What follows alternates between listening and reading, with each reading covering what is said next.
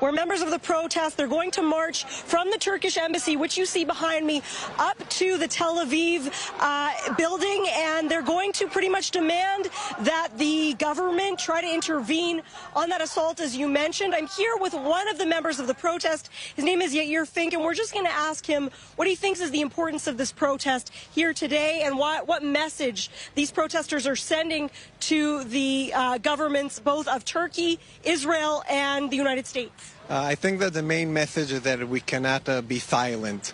We as Jews and Zionists we have the moral obligation to stand by the Kurds and the different minorities in northeastern Syria. And I think that's our main message, that we cannot abandon our allies and we need to stand side by side. Is there a certain message that you're looking to send also to the Israeli government?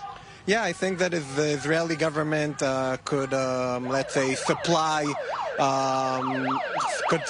also maybe ammunition and maybe also like medicine and different things that could help the Kurds, and we could help. We're a strong country and we could help the Kurds and the different minorities.